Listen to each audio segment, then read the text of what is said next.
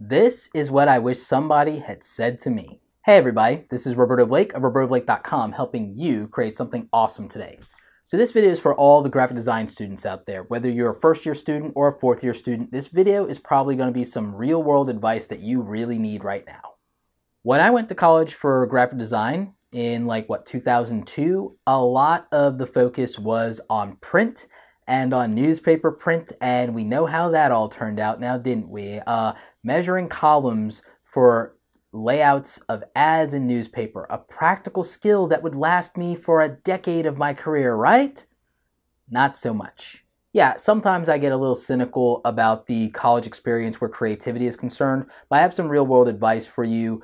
You're already in school or you're thinking about it, and the thing is, it can be helpful. I've done videos both critiquing this fairly on reasons you should go, reasons that you shouldn't, and how to make up your own mind. And the thing is, I want to tell you something that matters regardless of what you choose, whether you're sticking with school or not. Your education is in your own hands one way or the other. Your professors have a lot of ground to cover. There's a lot of things that they can teach you and you should learn from their experience, but you shouldn't limit yourself to the experiences of the people that are within arm's reach of you. You should be spending as much time as you can learning from real-world practitioners, studying all the available free materials online, paying for extra courses online if you can get them, if you want to learn a specific skill or a technical piece of software that's out there that maybe your professor doesn't have expertise in.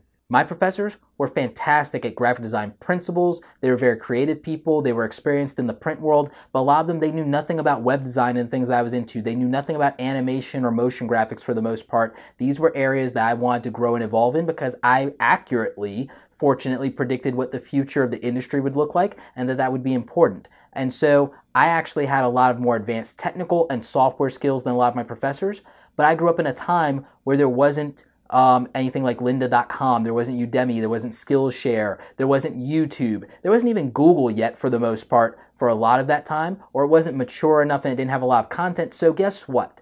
I was very much initially struggling through that and trying to hunt and peck for resources, and a lot of it was not in the form of video. That wouldn't come until 2007, 2008, many years later.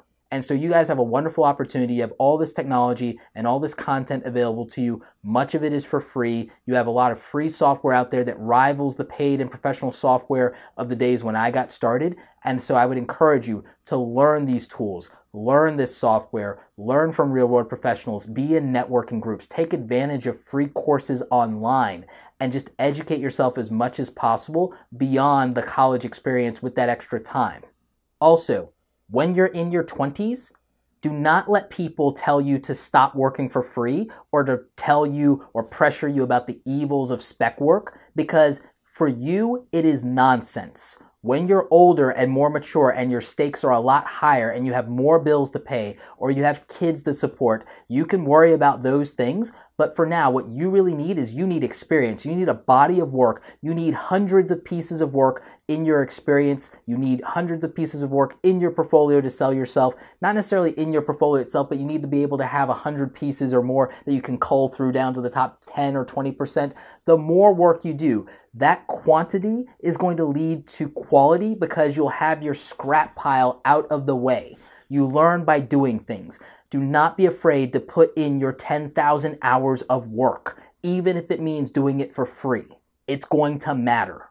Everybody waiting to do work that they're going to be paid for is waiting for opportunities that may never come. And in the meantime, you could be doing work and getting better, which means that by the time an opportunity comes, you can charge more. That's a very real thing. And so my most practical real-world advice is take responsibility for your own education, get real-world experience, do as much work as you can. It's sometimes better to have full creative control and do work for $0 and get experience and a recommendation than to do paid work that you're ashamed to even put in your portfolio book, for pennies at that. The something's better than nothing mentality is not something you need to apply here. The something's better than nothing category is something you need to apply to your body of work itself, not to the price point column.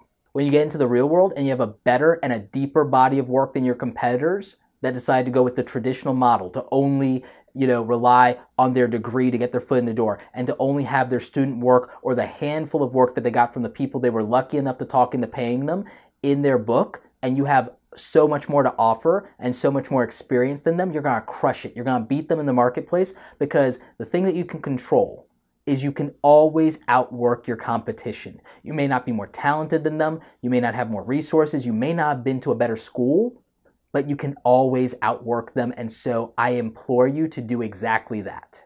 Outwork them at every single angle and at every single opportunity. Do not talk yourself out of the hard work that success requires. That's very real. Anyway, I hope that is advice that you guys benefit from. I think it's the most actionable thing in the world. Just do the work. Let me know if you guys have questions. Put those in the comment section. There are over 150 graphic design videos on our channel to help you if you're looking for advice or tutorials. So definitely make sure you're subscribed and checking that out. Like this video if you like it. Don't forget to subscribe. Check out the other awesome content on the channel. As always, you guys, thanks so much for watching. And don't forget, create something awesome today.